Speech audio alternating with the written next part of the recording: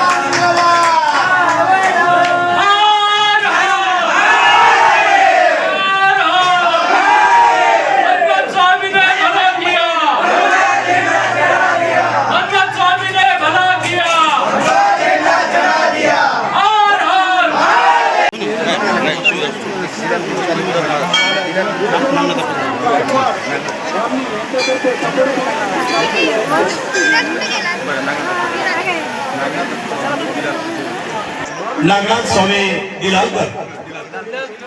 दिलालपूरकर विनंती आहे, आपण त्यांच्याकडे यायचं आहे. गुरुवर्यांची या ठिकाणी उपस्थिती झालेली आहे. कृपया विनंती करतो, आपण विलंब करू नये. दिलालपूरजी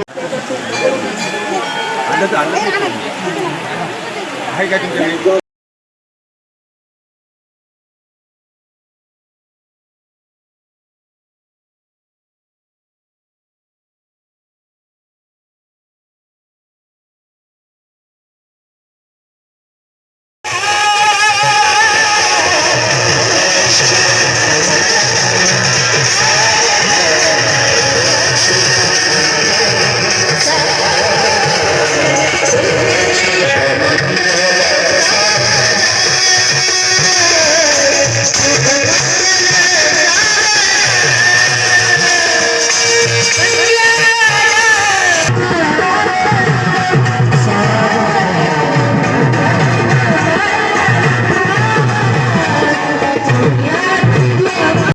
आनंदामध्ये सामील अशा भगवान शिवप्रभूच्या चरणी वंदन करून महात्मा बसवेश्वरांच्या मनमत माऊलीच्या त्याचबरोबर जे प्रतिमन्मत स्वामी नाही तर खरंच आपल्या सर्वांना जागा करणारे गुरुमाऊली राष्ट्रसंत गुरुवरेंच्या चरणी नतमस्तक होत असताना आज 14 वर्षाच्या वयात 14 वर्षाच्या रूपानं श्री गुरु राजशेखर गुरुमाऊलींचं आगमन आहे.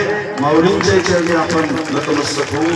त्यानंतर गुरुवर्य मल्लया स्वामी बाबांच्या चरणी सर्व सद्भक्त माता भगिनींच्या चरणी नतमस्तक होऊन एक 5 मिनिट बोलणार आहे.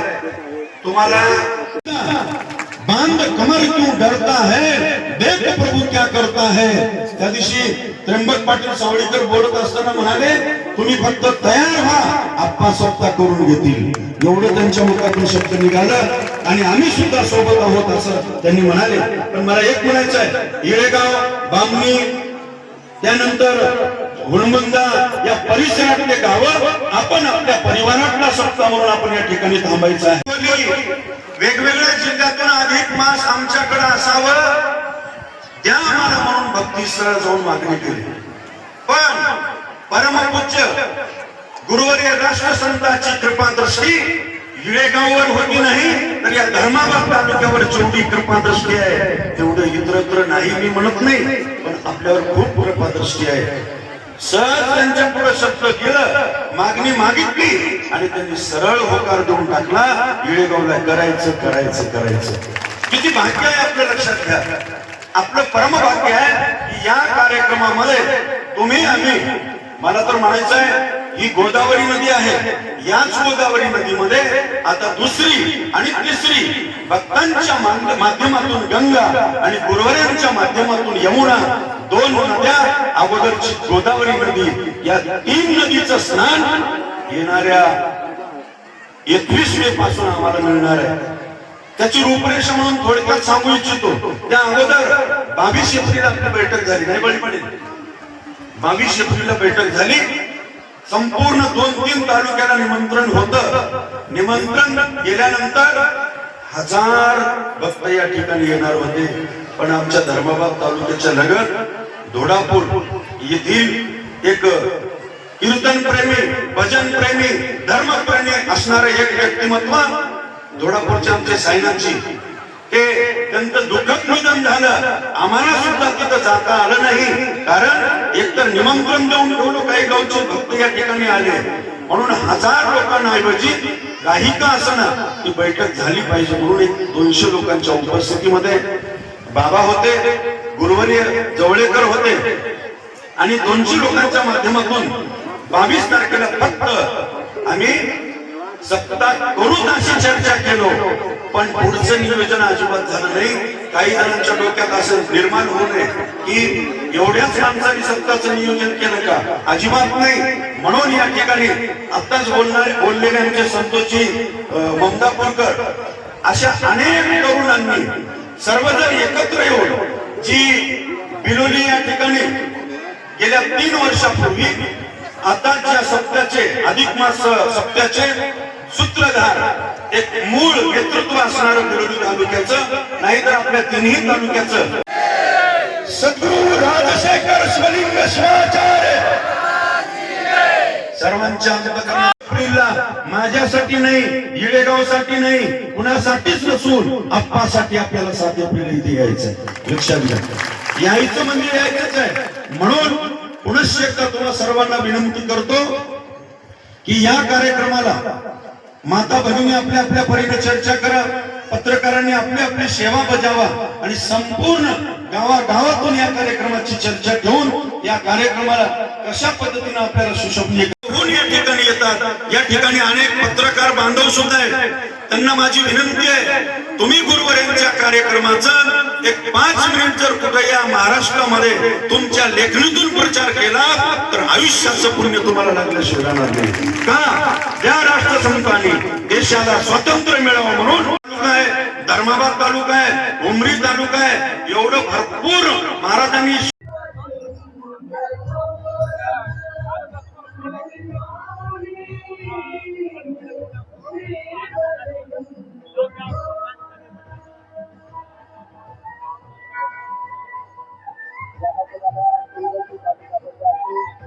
अशी विनंती करतोय आदरणीय गुरुवर्य राजशेखर महाराज अहमदपूरकर.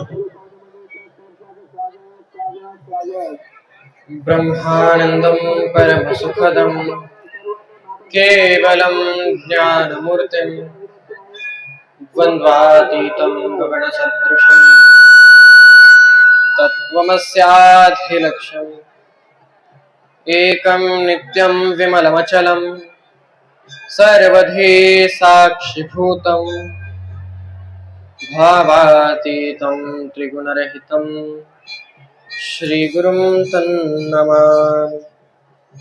अज्ञानतिमिरान्धस्य ज्ञानाञ्जनशलाकया चक्षुरुन्मीलितं येन तस्मै श्रीगुरवे नमः. तस्मै श्रीगुरवे नमः. तस्मै श्रीगुरवे.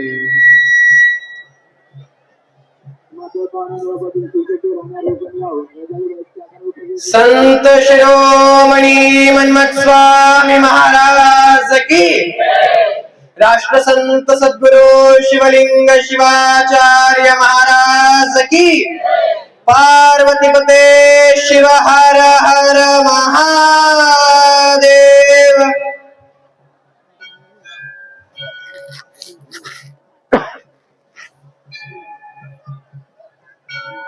दरवर्षीप्रमाणे आजही वेळगाव येथे शिव पार्वती विवाह सोहळ्याकरिता आपण आला. याच कारण काय आहे?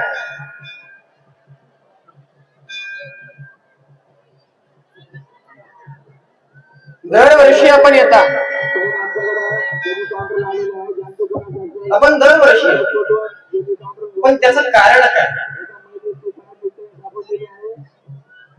प्रत्येक गोष्टी मागे काही ना काही गुह्य लागलेलं.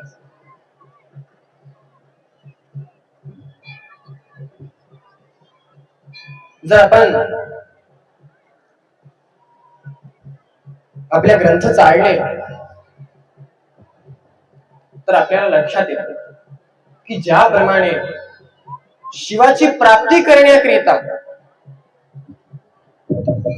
देवी पार्वतीनं कशा प्रकारचं तप केलं, अगदी कठीणातली कठीण तपश्चर्या केली होती भगवान शिवाला प्राप्त करण्यासाठी.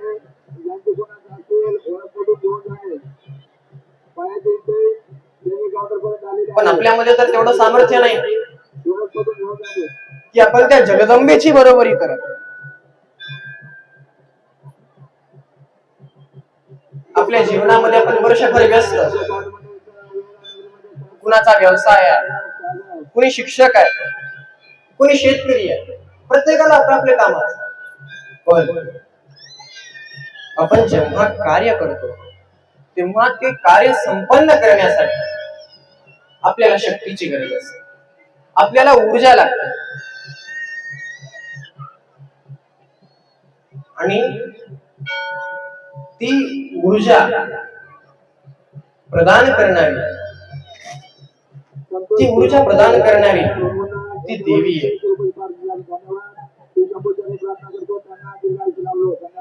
प्रत्येक मार्ग, प्रत्येक साधन जे तुम्हाला शिवापर्यंत घेऊन जातं, प्रत्येक क्रिया ते तंत्राच्या द्वारे असेल, मंत्राच्या द्वारे असेल, कर्मयोगाच्या माध्यमाने असेल, ती सर्व काही म्हणजे देवी. देवी ही अशी आहे जी तुम्हाला भैरवाकडे घेऊन जाते. जर तुम्हाला भैरवाकडे जायचंय तर भैरवीच्या साह्याने जावं लागणार, कारण ती पराशक्ती आहे. आणि जेव्हा शिव आणि पार्वतीचं मिलन होतं, जेव्हा ज्याच्याकरिता पार्वती देवीने एवढा मोठा अट्टहास केला, एवढी तपश्चर्या केली, जेव्हा त्या पार्वती देवींचं आणि भगवान शिवाचं मिलन होतं, त्यावेळेस आनंदाचा स्फोट. कारण हे विश्वाची निर्मिती आनंदानेच झालेली आहे. आनंदम अभ्यास. या विश्वाची निर्मितीचं खोड म्हणजे आनंद आहे, सुख आहे. तो चैतन्य परमानंद आहे. अवघा आनंदी आनंद सोही कडे परमा.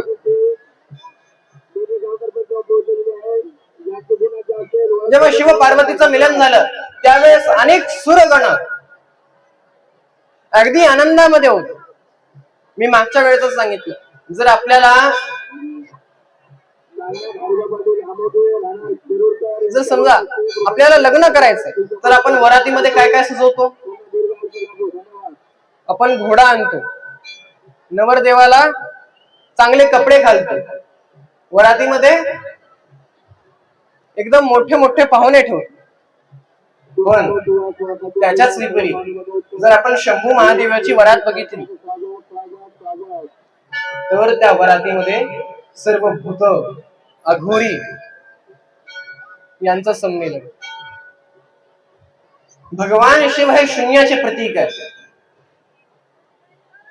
आणि आदिशक्ती ही शून्य. जेव्हा शून्याचं आणि शून्याचं मिलन होतं तेव्हा शून्य राहत. आणि शून्य म्हणजे जी अवस्था आहे तिथं शांतता आहे. ज्याप्रमाणे पूर्णामध्ये जर आपण पूर्णामधून पूर्ण जरी काढलं तरी ते पूर्णच राहतं. पूर्णात पूर्णमिदं पूर्णात पूर्णमुदच्यते पूर्णस्य पूर्णमादाय पूर्णमेवावशिष्यते. मी आधीच म्हणलं की आपल्याला प्रत्येक कार्य करण्याकरिता शक्ती लागते. त्याच्याकरिता ऊर्जा स्तोत्र काय आहे तर ती देवी आहे. आणि ती देवी आपल्याला कशाच्या माध्यमातून प्राप्त होते? परम रहस्यामध्ये माऊली म्हणतात स्फूर्ती उन्मेष देऊनी. काय? स्फूर्ती उन्मेष देऊनी स्वय वाचेची वाचा होऊनी प्रेम रसे अक्षर घोळणी वाचे होते. म्हणजे स्फूर्ती देणारं केंद्र म्हणजे सद्गुरुनाथ आहे. ऊर्जाचं केंद्र सद्गुरुनाथ आहे. कृपाचं केंद्र सद्गुरुनाथ. आणि ज्या राष्ट्रसंतांनी गावोगावी जाऊन तुमच्यातल्या त्या पराशक्तीला जागृत केलं. जेव्हा राष्ट्रसंत इथे पहिल्यांदा 1980 मध्ये आले,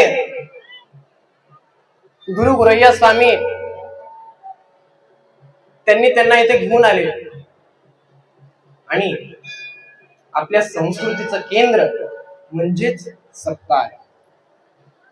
आणि तेव्हा पहिल्यांदा इथे या गोदावरी पात्रामध्ये सप्ताह केला. तुम्हाला सांगतो त्या काळामध्ये सप्ताह करणं कसं शक्य होईल? त्यावेळेस फक्त आणि फक्त दोन गोष्टी होत्या.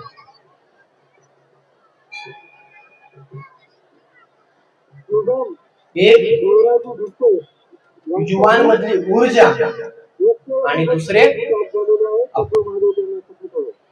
या दोन गोष्टी त्या काळामध्ये होत्या. आणि त्यावेळेस तुम्हाला सांगतो की इथं सत्ता करायचं ठरलं, पण सत्ता करणार कसा? या गोदावरी पात्रामध्ये सत्ता करणार कसा? तर धर्माबाद पासून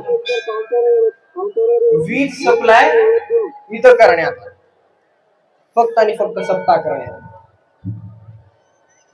म्हणजे तेवढी ऊर्जा, तेवढी प्रबळ इच्छाशक्ती तेव्हा. आणि त्या दोन्ही गोष्टी आताही आपल्याकडे. त्याच प्रकारची ऊर्जा, त्याच प्रकारचे विचार, त्याच प्रकारे तरुण आजही आहे. आणि म्हणूनच जेव्हा हा प्रस्ताव त्यांनी घेऊन आले, तेव्हा वास्तविकता आम्हाला सुद्धा आनंद की आजही आपला युवा, आपला तरुण आपल्या संप्रदायाप्रती समर्पित आहे. जे विचार आप्पांचे आहेत ते समाजाने जपलेले आहेत आणि त्यांच्यामध्येच वृद्धी करण्याकरिता तुम्हाला सांगतो, पहिला सप्ताह 7 मे 1980 रोजी या गोदावरी पात्रामध्ये झाला. आणि आता पुढचा अधिक मासाचा सप्ताह 21 मे 2026 रोजी संपला. अधिक मासाचं महत्व काय? अधिकस्य अधिक फल. जेवढं आपण करतो त्याच्यापेक्षा दुपटीनं तिपटीनं आपल्याला लागतं. ते या मासाचं वैशिष्ट्य आहे. तुम्ही या सप्त्यामध्ये काहीही सेवा दिली त्याचं दुपटीनं तुम्हाला फळ मिळेल. कारण आपल्याला वेदश्रुती सांगते अधिकस्य अधिक. तुम्ही इथं कुठल्याही प्रकारची सेवा द्या, अन्नदानाची सेवा द्या, अर्थदानाची सेवा द्या, भूदानाची सेवा द्या, जर तुम्ही या सप्त्याकरिता या सप्त्यामध्ये येऊन जरी झाडू जरी मारला तरी त्याचं पुण्य फार मोठं.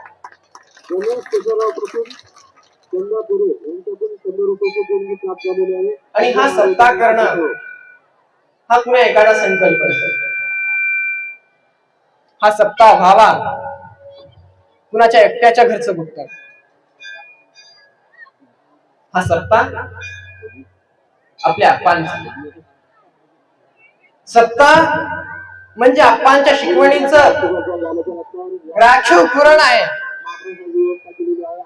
सप्ताह म्हणजे आपल्या संप्रदायातल्या शिकवणी आहे, आपल्या धर्माचं रक्षण आहे. येणाऱ्या पुढच्या पिढीला सज्ज करणं आहे. आपण आजकाल म्हणतो की बाबा पोरग बिघडलं, ते कशामुळे बिघडलं की आपण त्याला यथोचित संस्कार देण्यामध्ये कुठेतरी अपूर्ण पडतो. पण या सत्याच्या माध्यमातून जे नवीन पोरं आहेत ते सत्यामध्ये येतील, आपल्या सेवा देतील, त्यांना आपल्या धर्माप्रती जाणीव होईल, आपल्या संस्कृती प्रति ते परिचित होतील. आणि मग तुम्हाला तुमच्या मुलांकरिता वेगळी संस्कार शाळेमध्ये जायची गरज. आजकाल नवीन चाललंय की पोरं बिघडले म्हणलं की हॉस्टेलमध्ये नेऊन चाललंय का म्हणजे पोरांमध्ये संस्कार कमी आहे. आणि तेच संस्कार देण्याचं कार्य सत्यामध्ये केलं. परमरहस्य ग्रंथराज थोर शिवयोग विचार सांगितले ज्ञान निगमागमीचे सारे वेदांत.